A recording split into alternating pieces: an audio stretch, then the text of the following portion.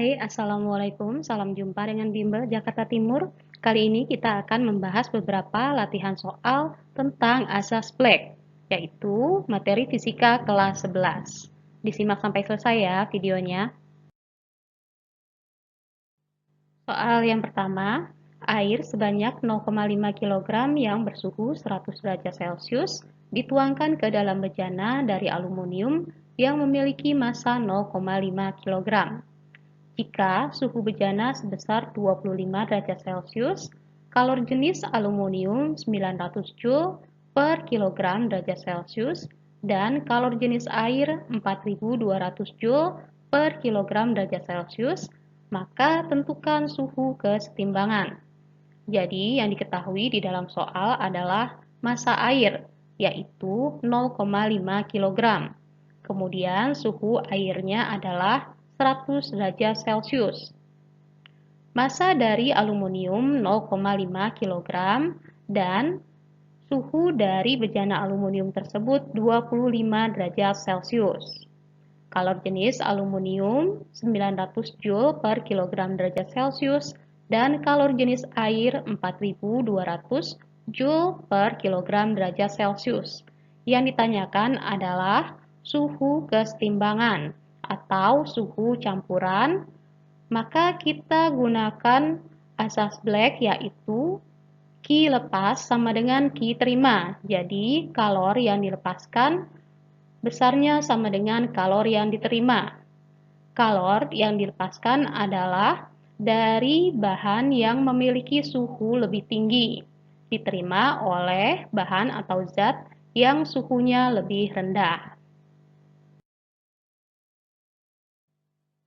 Di dalam soal, suhu airnya 100 derajat Celcius, sedangkan suhu bejana aluminiumnya 25 derajat Celcius. Maka, kalor dilepaskan oleh air dan diterima oleh bejana aluminium. Jadi, Q lepas adalah M air dikali C air dikali delta T air. Sama dengan Q terimanya adalah M aluminium dikali C aluminium dikali delta T aluminium. Nah, ingat, suhu kesetimbangan akan lebih rendah dari 100 derajat Celcius dan lebih tinggi dari 25 derajat Celcius. Maka, untuk delta T air adalah suhu air dikurangi suhu campuran. Sedangkan untuk delta T aluminium, maka suhu campurannya dikurangi suhu aluminium. Jadi, 0,5 dikali 4200 dikali 100 dikurang TC. Sama dengan 0,5 dikali C aluminiumnya 900, kemudian dikali delta T aluminiumnya adalah TC dikurang 25. Kita kalikan, 0,5 dikali 4200 adalah 2100. Maka 2100-nya dikali 100 menjadi 210.000. Dikurangi 2100-nya dikali TC. Sama dengan 0,5 dikali 900 adalah 450. Jadi 450-nya dikalikan TC jadi 450 TC. Kemudian 450 dikali 25 jadi 11.250. Kita kumpulkan bilangan-bilangan yang tanpa variabel TC di ruas kiri dan yang memiliki variabel TC di ruas kanan. Jadi di ruas kirinya adalah 210.000 ditambah 11.250. Jadi karena pindah dari kiri ke kanan, tandanya tadi negatif menjadi positif. Kemudian di ruas kanannya menjadi 450 TC ditambah 2100 TC. Jadi kita dapatkan di sini 221.250 sama dengan 2.550 TC. Maka TC atau suhu campurannya adalah 221.250 dibagi dengan 2.550. Didapatkan suhu campurannya adalah 86,76 derajat Celcius. Soal yang kedua, botol termos berisi 230 gram kopi pada suhu 80 derajat Celcius.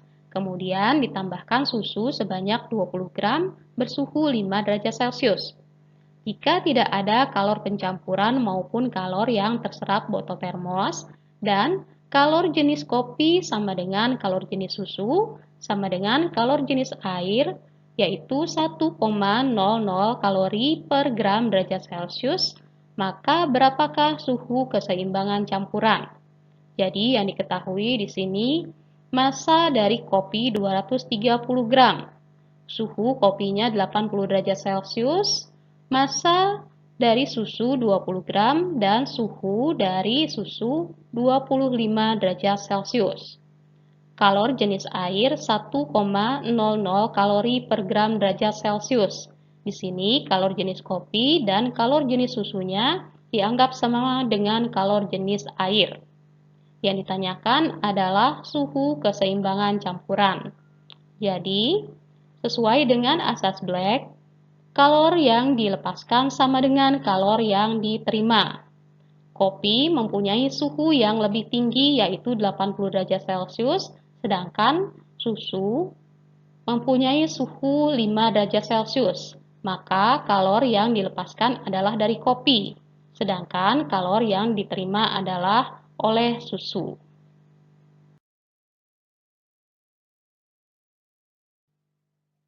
Kalor yang dilepas adalah massa dari kopi dikalikan kalor jenis kopi yang sama dengan kalor jenis air dikali dengan delta T kopi. Kemudian kalor yang diterima adalah massa dari susu dikali kalor jenis dari susunya sama dengan kalor jenis air dikali delta T dari susu. Nah, karena di sini kalor jenis yang di ruas kiri dan di ruas kanan sama, jadi bisa dicoret saja. Sehingga di ruas kiri tersisa massa dari kopi, yaitu 230. Kemudian delta T dari kopi, karena suhu kopinya lebih tinggi, jadi delta T-nya adalah 80 dikurangi TC atau T campuran. Sama dengan yang di ruas kanan, massa dari susunya 20, kemudian delta T dari susu karena suhunya lebih rendah, jadi delta T-nya adalah TC dikurangi dari suhu dari susunya yaitu 5. Kita kalikan ya, 230 dikali 80 adalah 18.400 dikurangi 230 dikali TC. Sama dengan yang di ruas kanan, 20-nya dikali TC dikurangi 20 dikali 5 yaitu 100. Kumpulkan yang tidak memiliki variabel TC di ruas kiri. Jadi 18.400, kemudian 100-nya pindah ke ruas kiri menjadi plus 100. Sama dengan yang di ruas kanannya 20 TC ditambah 230 TC. Sehingga nilainya 18.500 sama dengan 250 TC. Sehingga T campurannya adalah 18.500 dibagi 250. Nilainya adalah 74 derajat Celcius. Kita lanjutkan soal yang ketiga. Ke dalam sebuah gelas berisi 200 cc air bersuhu 40 derajat Celcius, dimasukkan 40 gram es bersuhu 0 derajat Celcius. Jika kapasitas kalor gelas 20 kalori per derajat Celcius, berapakah suhu keseimbangannya? Jadi yang diketahui di dalam soal adalah volume air, yaitu 200 cc. Nah, untuk air yang volumenya 200 cc, maka masanya adalah 200 gram. Kemudian, suhu air adalah 40 derajat Celcius. Nah, karena di sini airnya berada di dalam gelas, maka suhu gelas juga 40 derajat Celcius. Sedangkan massa es adalah 40 gram dengan suhu 0 derajat Celcius. Kapasitas kalor dari gelas adalah 20 kalori per derajat Celcius. Kemudian kalor lebur dari es 80 kalori per gram. Sedangkan Kalor jenis dari air adalah 1 kalori per gram derajat Celcius. Yang ditanyakan adalah suhu campuran atau suhu keseimbangannya. Jadi, sesuai dengan asas Black, kalor yang dilepaskan sama dengan kalor yang diterima. Kalor yang dilepaskan adalah dari zat yang bersuhu tinggi, yaitu dari gelas dan air. Jadi, Q lepas sama dengan Q gelas ditambah Q air. Kemudian, kalor tersebut diterima oleh es, karena esnya bersuhu 0 derajat Celcius. Ketika menerima kalor, maka akan melebur. Setelah itu, setelah melebur, maka esnya yang telah menjadi air akan mengalami kenaikan suhu. Jadi Q lebur ditambah Q air yang mengalami kenaikan suhu. Untuk Q gelas, rumusnya adalah kapasitas kalor dari gelas dikalikan dengan delta T gelas. Ditambah untuk Q airnya, massa air dikali C air dikali delta T dari air. Sama dengan untuk kalor lebur es, rumusnya adalah massa dari es dikalikan kalor lebur es, ditambah kalor dari airnya adalah massa air dikali C air dikali delta T air. Kapasitas kalor dari gelas adalah 20, dikali delta T dari gelasnya adalah 40 dikurangi TC, ditambah massa dari airnya 200 dikali kalor jenis dari air 1, kemudian delta T dari air yang suhunya 40 derajat Celcius adalah 40 dikurang TC. Sama dengan massa dari esnya 40 dikali kalor leburnya 80. Ditambah, nah massa airnya yang menerima adalah sama dengan massa es, yaitu 40. Dikali kalor jenis airnya 1, dikali delta T-nya adalah TC dikurang 0. Jadi di ruas kirinya 20 dikali 40 adalah 800, kemudian dikurangi 20 TC, ditambah 200 dikali 1 dikali 40 jadi 8000, dikurangi 200 TC, sama dengan di ruas kanannya 40 dikali 80 adalah 3200, kemudian ditambah 40 TC.